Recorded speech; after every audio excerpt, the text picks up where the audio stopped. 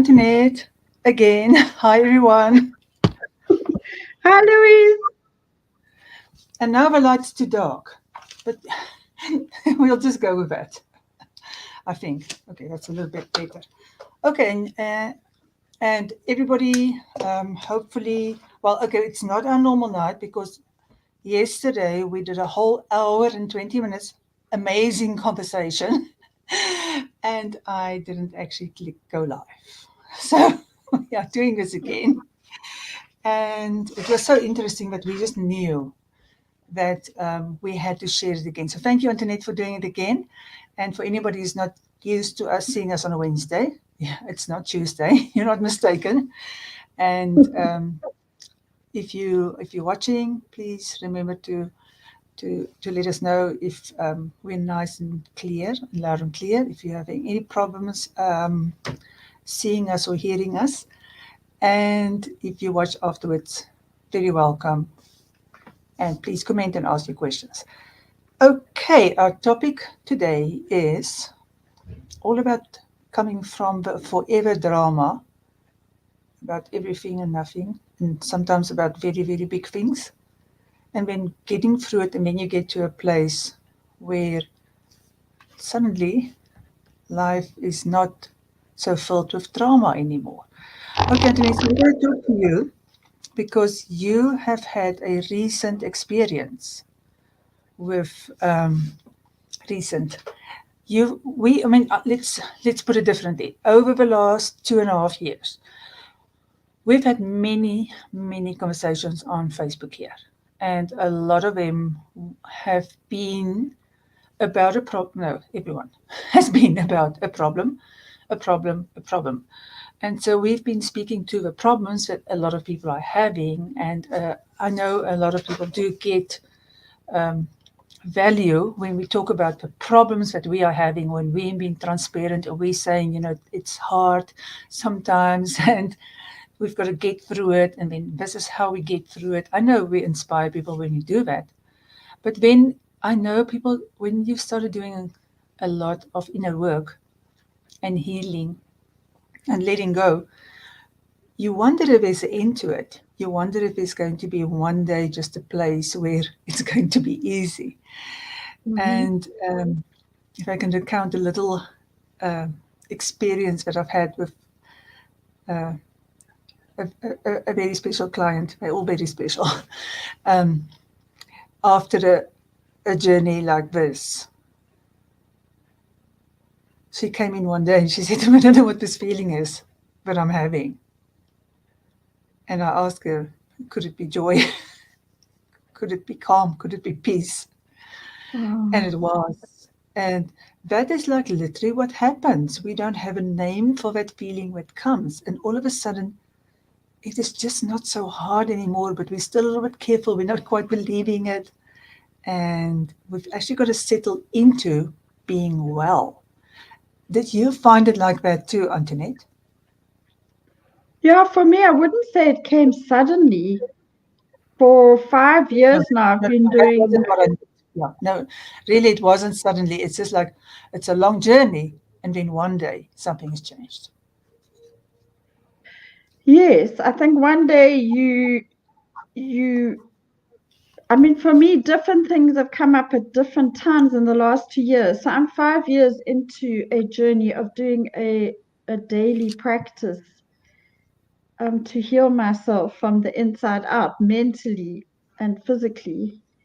And only in the last year, I'd say, have I really been starting to access like peace, equanimity. And this year, really, what I experienced was not freaking out, not not creating drama and chaos, and even not reacting to things that are pretty hectic. And only this past weekend, I accessed joy. So for me, it didn't all come in one go. It wasn't like I did all the work and then one day I went, oh, today I'm peaceful, joyful, happy. And also, it's come and gone. So I have days when I have really amazing joy and equanimity and peace and bliss, and they can all go together now. But I can also, on the back of that, have a day the next day where I'm back into anxiety and reactionary stuff and split focus. So it seems to me to be a process of over and over again seeing the same in ourselves. And with that constant self awareness and doing various, I don't know, leaning into it, various practices or tools, over time, the spaces where the joy is there and the peace and the bliss, I mean, those things really do exist. I couldn't believe they did. They become bigger and bigger. And the other stuff becomes less frequent, but I'm finding it does sometimes become more intense. And I think that's because we go through a multi layered process to unpeel our layers and peel back the stuff that is subconsciously being hidden that creates all these coping mechanisms. Yeah, I think you're right, Antoinette, about it becoming more intense. It's actually, I don't think it's becoming more intense. It's just that we are way more willing to feel the feelings. Before we would distract ourselves and Mm. squish it down and tell ourselves a story of, it's my job. I have to fix everything. I have to be strong. I don't want to be judged. I don't want to be abandoned. I don't want to be judged as less or not capable or needy. And so we have a strong front. We even believe ourselves strong front. And then we start making that switch into vulnerability where we start allowing ourselves to feel the feelings and start sharing it with other people. And now we are available to the feelings that's always been there. And because we're available, suddenly we understand the intensity of what we've been squishing all along. That's beautiful. Yeah, well said. Yeah, well said. I never thought about it like that. I mean, my life was, I was just busy all the time. I was busy on good things. I had a successful business. I traveled. I was very spiritual. I was environmental. I grew my own food. I was a very healthy eater. I went to yoga. I walked on the beach. But I was just busy from 5 in the morning till 7 at night. And that's when I had 4 double whiskeys. And I did a lot of amazing stuff. I mean, I helped people, I helped animals, but you're right. I never had the space to actually to feel. But what I can tell you is underlying all that success, that good life stuff. I mean, I was ticking all the boxes, let's be honest. I had the life most people want. I had a beautiful house with a sea view. But there was always a grinding underneath all of that, a grinding fear, actually, if I'm honest. Even when I was on a perfect holiday, there was low level, probably high level anxiety, but it was very disguised. There was people pleasing, there was codependency, there was rescuing. And actually, I didn't know that any of that was a way that I had been choosing to live because I couldn't look at these suppressed emotions. And until I came to you, in fact, and in one session, very first session we had at the end of 2017, you pointed out, you just shone a light on what was going on in my life because I had one bad romantic relationship after the other. I started having problems in my friendships with my girlfriends. And honestly, I had no idea what was going on until you showed me. And then it was such a like, aha, it's like such a relief actually to just see everything as it really is. But then starts the journey of doing the work. Mm. So basically, what you're talking about is that drama that we get caught up in, that the drama of which, like near everybody gets caught into in some sort of way. The one in which we go so much on automatic and what we believe about ourselves. Muffin. Muffin is bumping the laptop with her head.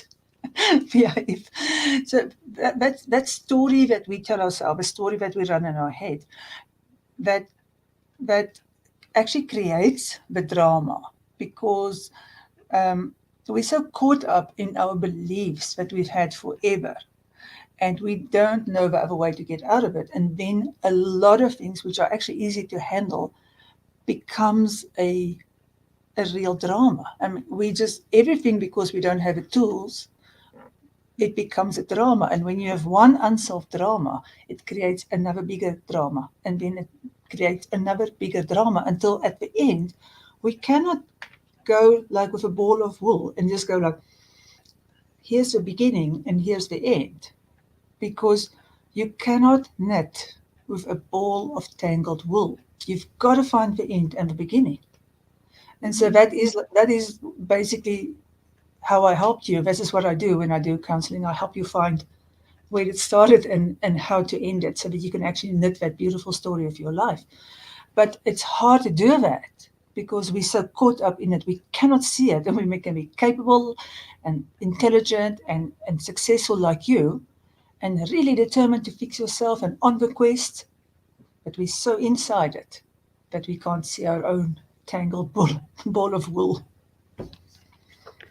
Yeah, absolutely, Louise. And that's why what you do is so powerful. I can't recommend you highly enough. But the other thing I can add to that is it's also our general conditioning and socialization. I was going to say in our modern world, but actually it's been going on for a very long time where we have been taught and conditioned and socialized.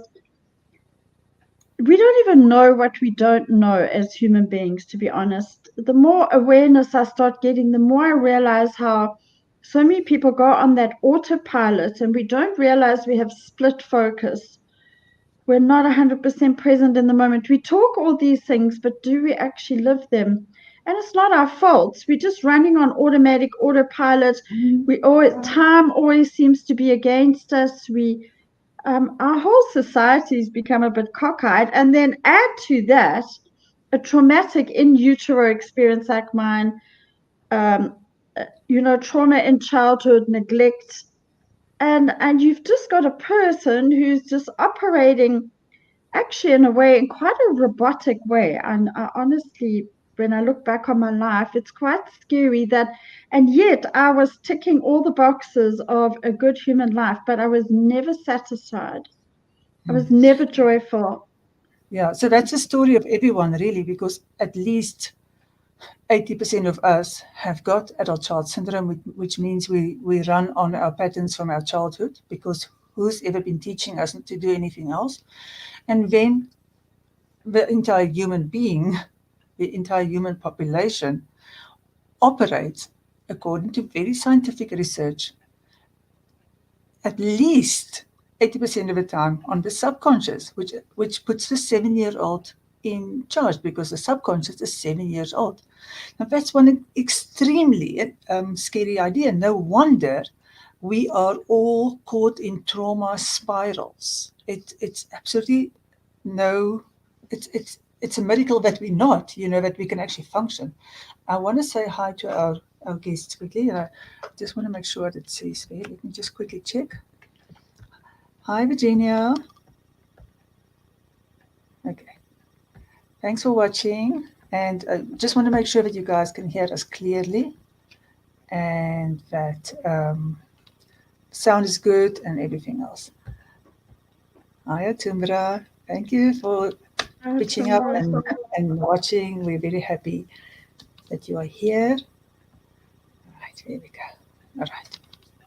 Right. Anybody, let us know if we've got good sound, good visuals, and that would be awesome, please. Right. Okay. And there's the hearts, you guys. Thank you so much for the hearts. I love these hearts. Thank you very much. I can't see who is watching and from where you're watching, if you're watching on Facebook or on YouTube, but very welcome to all of you. Thank you, Tumbra. Tumbra let us know that everything is nice. Thank you so much for that. Okay. All right. So we've got a little, very informal,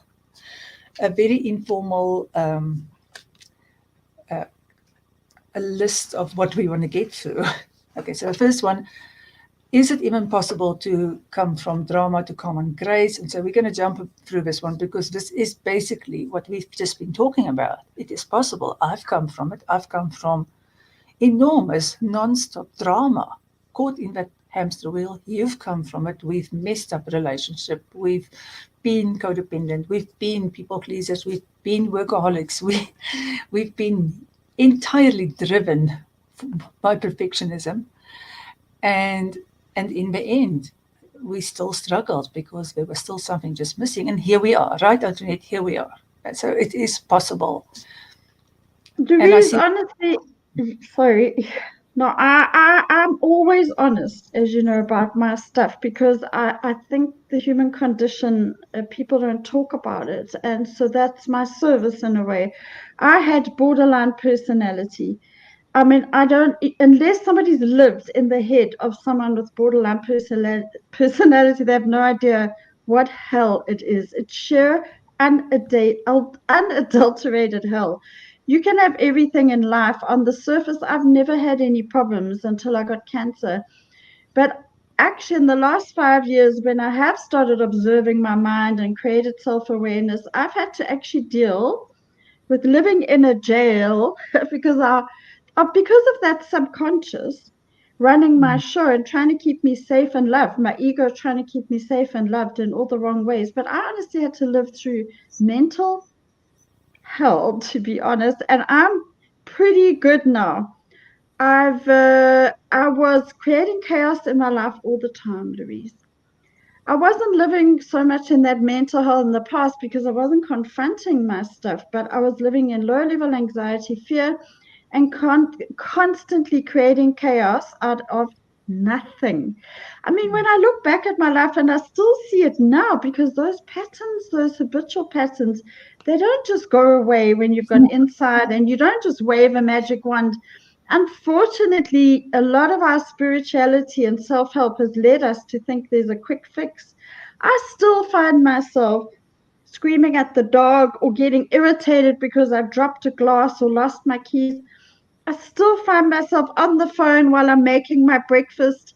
But the difference now is I go, oh, you just freaked out, Antoinette, about nothing. And the more I create that awareness, the more I see myself, and the more I don't judge myself for it, and I have compassion but awareness, it's just becoming less and less because I say to myself, you just freaked out now because the dog barked. Was that really necessary? Like I just laugh at myself now sometimes. Like, was that really necessary? It's like it's not an important thing. But yes, sorry, this is a long-winded way to say, please, everybody must know it's possible to go from chaos, anxiety, self-hatred, and it's not to say my life's perfect now, Louise. Please. So Tumba's listening now. She knows a lot about my life. I can My still life's go, not perfect. yeah. No, no. But I don't freak Here's what out. let's just say there is no such thing as a perfect life. We're not looking for that. We're looking for a way in which we can handle an imperfect life. That's all we need. Yes, I don't freak out anymore by and large. I have some very strong emotions, very strong self reflections. Because when you do this inner work, you've got to start seeing those parts of yourself, which Hatumba so beautifully described as the lost, forgotten, unlikable parts of ourselves, unacceptable. We start seeing that resentment, bitterness, anger, jealousy. I don't know, whatever it is for people.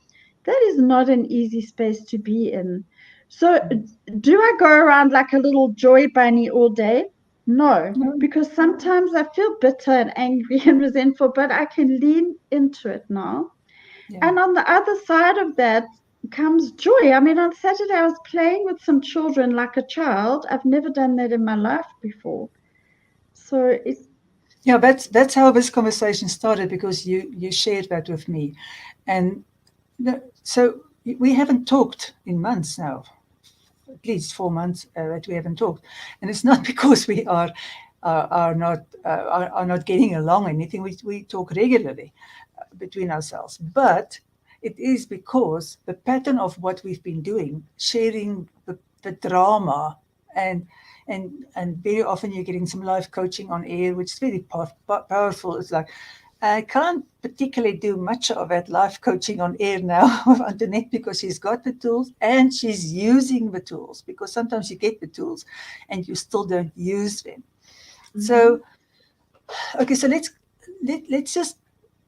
I don't think we've got some listeners who are not always watching what we're talking about, and so very welcome to you if you haven't been here before. I can't see everybody who's on, but welcome to whoever joined us just now. Lovely to have you here. You can say hi. We like the comments.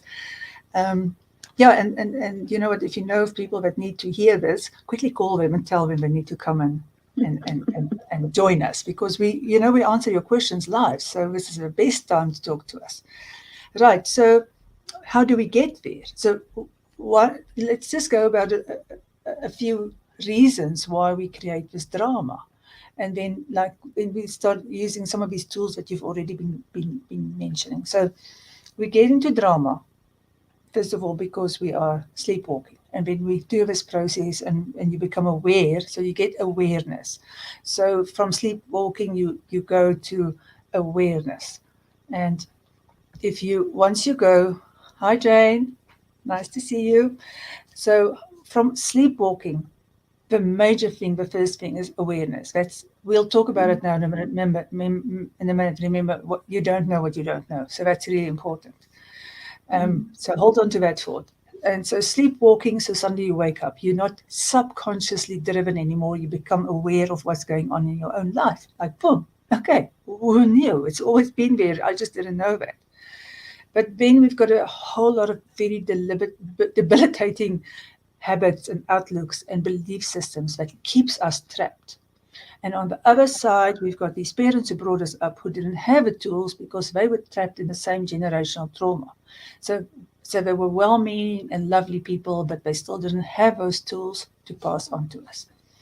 So now we don't know how to handle a problem. So we go into monkey mind and we overthink things and we try and put it into boxes, and we try and do it the perfect way by more perfectionism or by not trying at all. And we take things very, very personally. We make a lot of stuff about ourselves. And then the other thing, which is what you've just mentioned, is we have these instant reactions, totally instant, instead of not reacting to everything. And in fact, stopping reacting to everything and buying yourself that time so that you don't have that overreaction. Because the minute you have an instant reaction, it's going to be an overreaction. And there's going to be a fight or a misunderstanding or somebody withdrawing or somebody screaming or somebody blaming or judging. So just those first three already, getting awareness, buying yourself some time, and then just becoming more deliberate about the way in which you want to carry on. It's already going to make an enormous difference in the forever drama. And I'm not going to say it's that easy. It's not that easy. Because you have to learn what your own triggers are, and those are hard. You very often need some help to get into the middle of that mixed ball of wool so you can see where it is, what's really going on there. And you have to learn proper communication skills, because most of us don't know proper communication skills. Most of us don't even know that we are adults and we've got a voice and a choice. And because we don't know that, we feel beholden to other people. We go into victim mode and we feel helpless and powerless a lot. So those are just a few of those mechanisms that starts with drama and keep it alive. But let's go back to you don't know what you don't know, because that's a very powerful concept.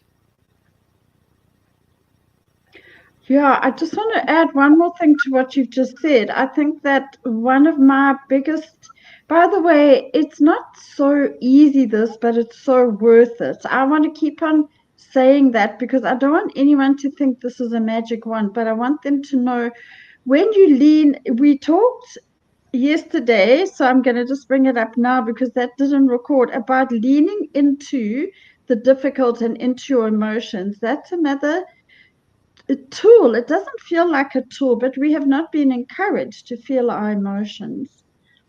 And we've been encouraged, we've been socialized and conditioned, actually, societally, never mind with our background, to feel the love and the light and the happy and the zen and the bliss. And I think it's made a lot of us feel, for me, a level of feeling ashamed actually when I don't feel that stuff. I mean, I've got over that now because I know that the healing lies in leaning, in recognizing, feeling, allowing, and leaning into the difficult feelings. Because that's where you come out the other side more peaceful, etc. But in the beginning, before I knew all this, Louise, when I was doing the spiritual bypassing stuff, which I didn't know I was doing because I didn't even know what it was, I would feel this feeling would come up like jealousy, bitterness, resentment, I don't know, whatever. What did I do? And I think this is what a lot of human beings do, just push it back down because I have no reason to be anxious. That's what I would tell myself. I have no reason to be dissatisfied now. I'm going to be happy. I'll do another bit in my gratitude journal or another mantra. Sorry, I'm sounding like gratitude journals, meditation, mantras, affirmations, they're all very positive tools they are Very not good. used, if they're not used to bypass doing the psychological and developmental work. And that Yeah, but work is you've got what to you qualify under that. When you say spiritual bypassing, you actually got to tell people what it is because a lot of people don't understand the principle. It was coined by a psychologist, and I can't remember his name right now. And really, it means when people do spiritual practice as a means of bypassing doing this work we're talking about, the developmental and psychological work, which means feeling your feelings, working with your shame, looking at past trauma. I was very spiritualized that I shouldn't go back into my past. I shouldn't look at trauma because I'm addicted to my story. And that's quite dangerous, actually. I've realized now I don't go back to the past because I'm addicted to beating up my mother and criticizing her. I go back to it to understand why I created certain coping mechanisms as an adult. Mm. Does So that make yeah, sense? yes, and that thing, that spiritual bypassing, having to feel so zen and so calm, meditate yourself into calmness instead of becoming genuinely calm inside because you have neutralized your triggers and you've felt your morning your morning 6-year-old. You've helped your lonely, bereaved 4-year-old, the the rejected 3-year-old, the rejected 9-year-old. What you have worked through your stages and you've given love to those parts of yourself that needed the love, which you didn't get at that time, or the encouragement. So you've worked genuinely through the stages, and therefore you become emotionally free. That's the idea of becoming emotionally free, so that you can be present now without all this baggage holding you back. Most of us don't even know what baggage is. We just go like, I don't have baggage. I mean, I did that. But if you are doing spiritual bypassing, you can become all very calm and zen. But you are then trapped in forever looking for whatever it is that's missing because you know something is missing. You have a square peg in a round hole. You know that. In some sort of way, this is something that's hard for me. So, and you can zen yourself and you can meditate yourself. And we recommend that everybody do those practices. It's good for you. But you can't zen yourself through your unsolved traumas. Your traumas become become just your story once you've processed it, and especially with help. It's hard to do it without help. I want to say hi to Sam. Thanks for joining. Okay. All I'll right. never forget you telling me one day, maybe we're going too much into this topic, but it's a very important topic that I could meditate for hours and zone out with God and in bliss. And then I'd come out of that, and 2 hours later, I'd be triggered and angry and anxious and all that. And I'll never forget you said to me one day, Andred, you are doing dissociation when you do that so called meditation. I was so angry with you. But what I've learned now is so yes, all of those are great practices, but in fact, the more your internal state becomes peaceful because of this other work, which seems hard, but it's not, it is the way, then you don't, I don't even spend an hour sometimes in my bed meditating because my life is a meditation now. Really, Mm. it's like I can be washing the dishes or sweeping the floor. Sometimes I do need an hour in bed to just focus on that, but it becomes your life becomes it. So you don't have to, and if you're going to do a gratitude journal and it's mere rote and you're just writing down, I'm grateful for this, I'm grateful for that, it makes no difference. I know I did it for 20 years. But so leaning into the heart, it's like having an operation. When I had my knee replacement op, it was excruciating. It was terrible. Operations are always awful. But why do we have operations? Because on the other side of that, we fully recover most of the time and we have a much better life. I can walk up a mountain again now. But unfortunately, with our emotional stuff and our spiritual stuff and our self help stuff, I think we've been led a little bit astray that it shouldn't be uncomfortable. It should all be nice and blissful. And that's where it all goes dodgy.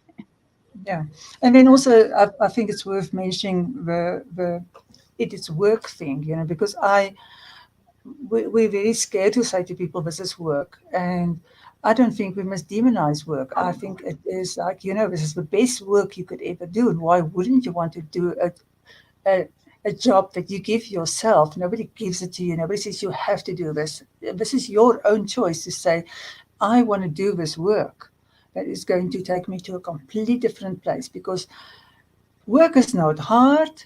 Staying trapped in that hamster wheel of drama, messing up our relationships slowly sometimes, because some codependent relationships can work for quite a while. But doing all that stuff, staying stuck in the drama, staying stuck in the unconscious, feeling powerless, having social anxiety, all those things, they are the things that are worse than leaning in and doing the work and finding support and putting our attention where we want to go. That's the easy thing. We just have to make a little step to say, okay, this is what I really want. And that little step, to make that little step, there's usually there's usually a wake up call that has to happen before it. Like, you had cancer, and I was at the point where I said to my husband, I absolutely just cannot stay married to you anymore. This is too hard for me. I can't do this to myself one more day, because I know I can't do this to myself anymore. After 12 excruciating years of never stopping trying. But I finally woke up to see I couldn't do that to myself. That was my wake up call. You had a wake up call, which was cancer. We all have different wake up calls. But it's a blessing to us when we have that wake up call so that we can start doing the work. Yeah. So something as you know, I'm about to launch a podcast, and one of my main motivations for doing that is to bring to people what they don't know, because I'm astounded at what I didn't know, and I didn't know I didn't know it. That's my favorite sentence now. I mean, one of the things we know this stuff intellectually, any of us that have been on a spiritual path, but one of the biggest things is this duality we've brought into that things are good or they're bad. And we've got to kind of make a choice or box them this way or that. What if all of it is for you, not Mm, against you, firstly? What if all of it's of the divine order? What if all of it has an opportunity for the light to come in? What if all of it is for better? So as soon as we're wanting something to be good or bad, bliss or hell, we're in trouble right there. mm, So Hatumba, who's listening now, is a beautiful testimony, like I am, and you, Louise, because the three of us kind of know each other's journeys on a surface level, is all three of us have spent time and spend time now having days, hours, minutes, weeks where we are in grief, when we're in, I don't know, self hatred. If you enter, let me just talk about my stuff: self hatred, self sabotage, self abuse, self doubt, self anxiety. that is my deep, deep, deep, deep stuff. Like, I'm just not worthy. I shouldn't be here. I don't deserve to be alive. I still have to go into those spaces sometimes. However, when we drop this attachment to duality and bliss or horror, what if just being in that so called horror, because sometimes it does feel like a horror, I celebrate that even though I don't feel great. I go, well, yay, this is like, it's all part of the healing.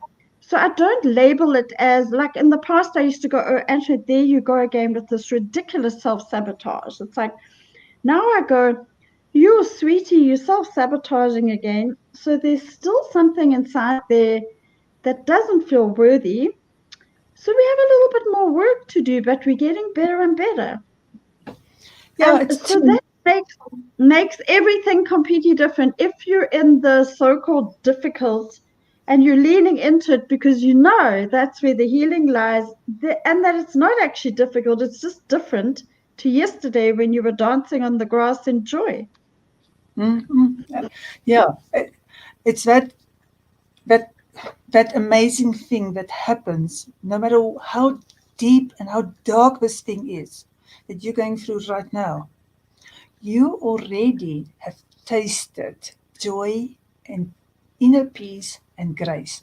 And therefore, it gives you that strength to go through the next thing because you know, no matter what's going on, you're going to get back to it. It's hard to promise it to people. I mean, I do say people, you'll know, you'll get there one day. Just like I say, one day something will fly out of your mouth and you're going to go like, what did I just say? That sounded so adult. Wow. Like, how did that even happen? I didn't even know what my name is right now. But, for me this week, I am really trying to figure out why I'm being plagued by so many autoimmune kind of symptoms in my life, things that doesn't make sense. And I've known forever that it takes me back to that time 12 years ago when I had this very big trauma. But I have found myself in a place of being unforgiving, which about one particular person. And I couldn't figure out why this is so hard for me. But it's because I squished that emotion from 12 years ago. And this is something that I've never mentioned publicly, ever. This is the first time I'm actually ever mentioned it publicly. And in a big way, it is because I talked to you, Antoinette, earlier today, and I said, I need to talk because I realized I had to talk this through with another person so that I can make sense of why I'm so stuck on this unforgiveness. And I realized that um, 12 years ago, a very trusted and good friend of mine betrayed me deeply because I was on the verge of burning out completely. I was on the verge of going into helpless and hopeless. I wasn't in it yet because it's a terrible place to be, but I was on the verge, and she knew how unhappy I was in my relationship. And she went after my husband instead of being my friend. And I have not, until today, no matter how much healing I've done, no matter how much work I've done, I've ever gone to that place where I could feel that betrayal. I've been too angry and too unforgiving for such a long time that I could not feel that betrayal that I felt then until today. Our healing comes in layers, and just talking it through and recognizing it and saying, yes, that was not on. That was so not on. That was not how a friend is supposed to treat you. They're not supposed to go out and set the trap and try and seduce your husband and cause further ructions when they're supposed to be your friend. They're supposed to be a bloody friend. And so, yeah, so it comes. It comes. And we don't always, this is something I've ignored for 12 years. I've been on the path of healing. I had to be brave and ask myself that questions. This is the last thing in the world I wanted to deal with. And it Sorry. you cannot do it. You cannot do these kind of things because it's just something I need to go through. Still stinks. Yeah, You don't have to like it. But Louise, thank you for that very vulnerable, open, authentic share, because I think if people know that if feeling betrayed, so today you felt that betrayal that you haven't felt for From being 12 years, and that doesn't feel pretty, does it? mm, That didn't feel pretty, no, but it it's really, sucks. it really talks, feeling that betrayal from Ben, it feels very real in this moment to re-experience that betrayal from Ben. Mm-hmm. Like it's almost incredible that another human being could do something so low to you, who's supposed to be a trusted person. It Mm-hmm. sucks. It's not supposed to feel good, but you can feel it. It's not going to kill you. It may kill you if you don't want to feel it, or if you are focusing so much on other things, which is what I was doing. So Mm-hmm. it creates another layer of forever drama because you start focusing on the next thing without resolving the current big problem. And I didn't have a name for it then because I was so intent on surviving right there. I mean, that's the other thing. As human beings, and I was one of them, we're doing so much and we're so busy and we're so goal driven and we're so like trying to get to the end of the day and get the next thing done. It takes time, Louise, to go into. I mean, we spoke on the phone for quite a long time. Then you had to feel it, you had to process it. That can't happen if you're rushing around all the time from 5 in the morning till 8 at night. And last night, by the way, you mentioned a very beautiful step-by-step thing. I just want to reiterate now because it's something I also do. So when that feeling comes, like yesterday, I felt very anxious about going on a live with you last night, and I had no idea why because I shouldn't, but it was so big. And what I would have done in the past is push it away, say, oh, that's stupid. I know what I'm talking about. I'm good at this. But I stopped working. I went outside, I stood on the grass, allowed myself to feel that anxiety in its fullness. And then I made inquiry. I was like, what is this about? Because this is too big for this situation. It's not appropriate for the situation. And then I realized I am scared of being rejected, of saying the wrong thing, of not showing up properly, and of being ashamed, actually. And once I realized that, it all just passed and I was peaceful about the whole thing again. But we've got to allow ourselves the time and the space to do that. And we also have to be very committed on this journey, Louise. We said last night it takes a commitment. It takes focused, intentional commitment and actually hard work. Because if you're not going to show up to do the work, take the time, make the commitment, have the courage, it's not going to happen. It's like people don't go run marathons just because they've read a book, they train. Yes, it is. You have to train that muscle. You've got to stop using your habitual response. There is the habitual response that the brain goes on. And in its place, you've got to start building new neural pathways. And building neural pathways is exactly the same thing as, starting to do sit-ups when you haven't been doing sit-ups for forever. So you actually have to practice the sit-up muscle exactly the same way that you have to practice the muscle of building in time, the muscle of not taking everything personally, of not just using your old judgment, powerlessness, victimhood, um, controlling, domineering ways, whichever one has been your habitual one, in order for you to feel like you're coping in some sort of way. Because it's really important for us. The more hurt we were, the more unresolved hurt we carry in ourselves, and some of our hurt is very hidden from us, the more we have a need to feel in control of something. Mm-hmm. And sometimes the only thing we are in control of is actually withdrawing and not using our voice. So, and that's another way of actually being in control of something.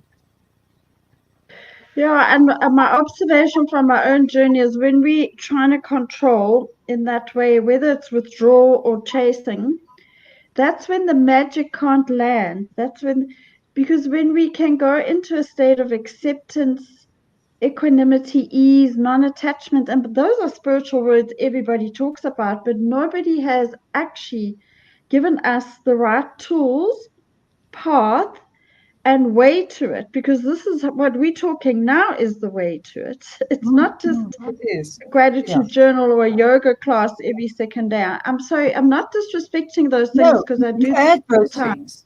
Yeah, you add Yeah, those you things. add those things. They help, as does a They healthy help. diet. Yeah, But you can they help. actually eat, they help, but you can eat dog food, Carolyn May says, and I know this is the truth, and be healthier physically and mentally than someone that has green juice and organic vegetables. If that mind state, that monkey mind, is perpetually pestering you into like, it's not enough, you're not enough, and all this distraction that it creates all the time. So it's a constant practice actually, and life just gets better and better, but it also gets harder and harder. So I think these kind of conversations just create more and more awareness so that people, because people also get scared. I think when they start on this journey, they expect to just feel better. And then when they start feeling something like shame or guilt or anger, and then they're like, oh gosh, it's not working. And actually, that's exactly when it is working. Yes, because nobody can take that ball of tangled wool and just go like this and it's done. You actually have to give it time and attention and patience and you've got to be dedicated to it to untangle that ball. Okay, so we have managed to get through most of our points. We've still got one very, very important one left over. And so before we get to that one, I want to just thank again everybody who is watching. Thank you, really important to us. Thanks for those hearts. And we're gonna give you some time just now to ask any questions or make any comments. We'd love to hear your experience too.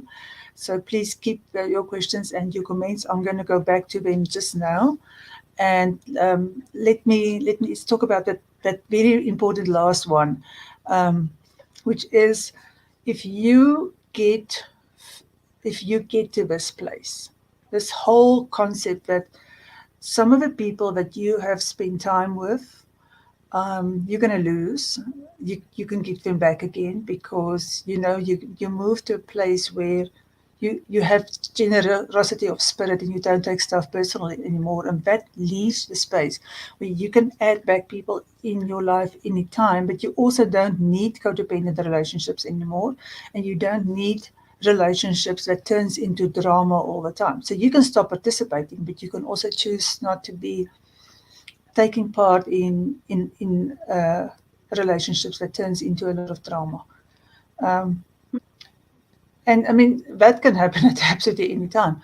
I mean, so but then you have to be sort of be willing to say to yourself, okay, fine, I am not exactly part of that circle anymore, and I have this responsibility to start growing another circle, a much bigger circle of support in which I will look out and connect on purpose with people who are more present in their own lives, who are willing to not just be a bundle of reactions and a bundle of hurt vomiting all over you. Very beautiful graphic description, but there's like literally people who are very hurt, vomit their hurt over you without um, discrimination of who gets hurt in the process, who gets what gets damaged in the process. And also to my current wonderful um, understanding has become that I always have to make sure that I surround myself not only with people who are of the same wavelength as me, but also people that I can look up to, that I feel is just a little bit one step ahead. People I want to be inspired by.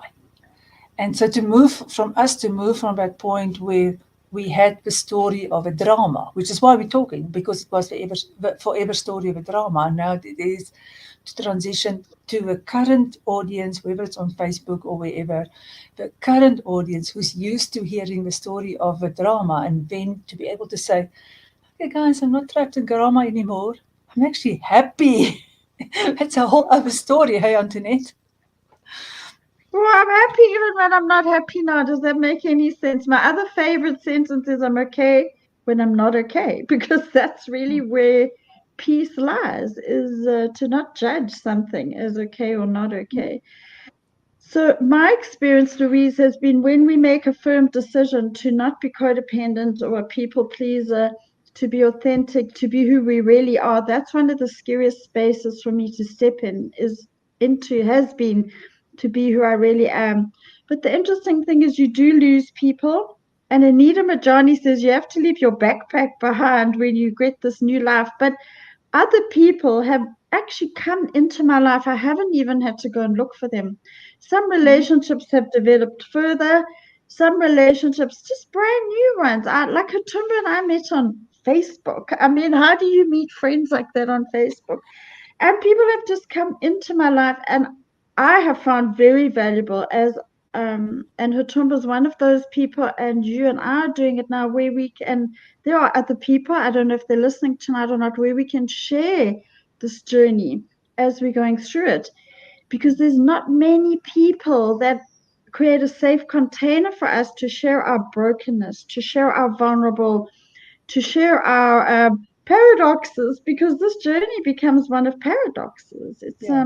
But it's also and been a to journey of sharing your joy and your happiness and yeah, your contentness. yeah, and to be able to share, I feel embarrassed still sometimes to share with some people my happiness and my joy and my triumphs. But with people who are on this journey, even if they're not in there, maybe even if they're in a not okay space, I can still say to them, I'm great today, and they'll celebrate that for me, and with me. And when Yeah. I'm in that other space, very often they'll shine a light on it or add some value to it. So I think that's what you're saying. Yeah. Yes, yeah.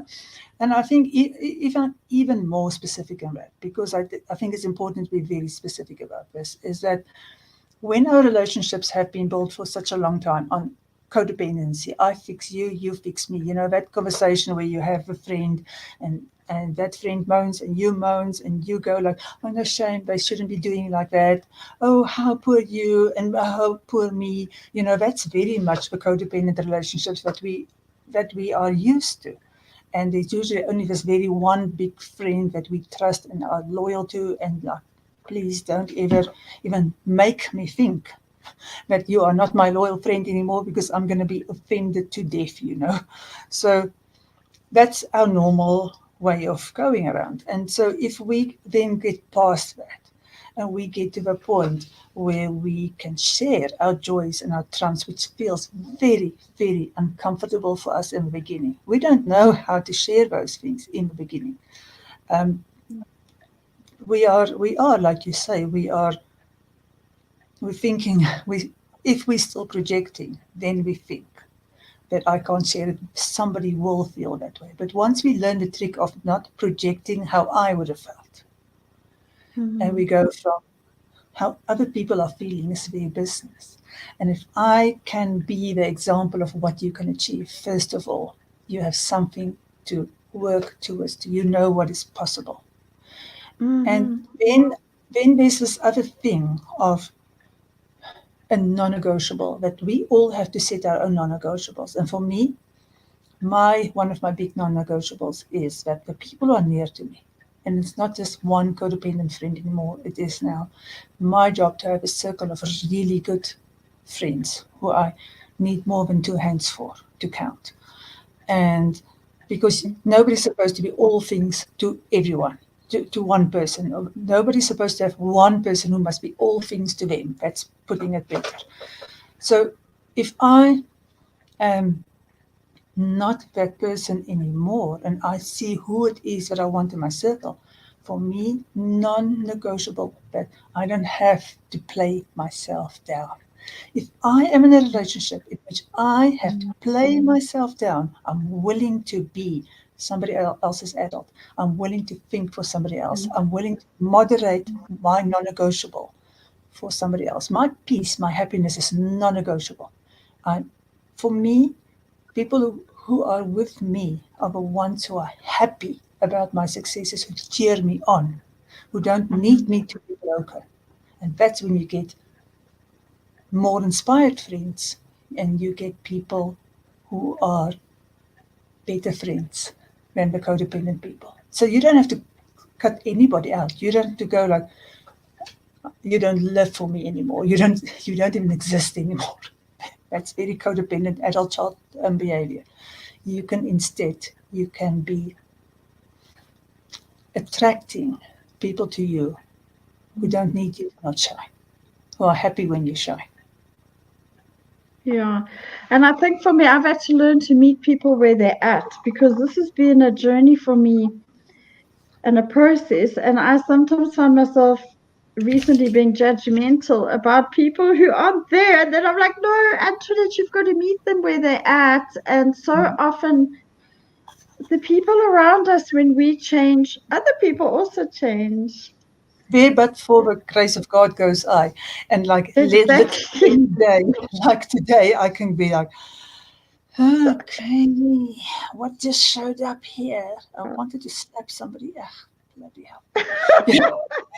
Wait till you see me having a hissy fit. It's not funny. Yeah, It's like a yeah, little but 5-year-old. very human. Yeah, very human. We're all very human, and it can happen to us any single day. We just eventually just stop having all these judgments and just have so much empathy for everybody else and so much love and so much more to give.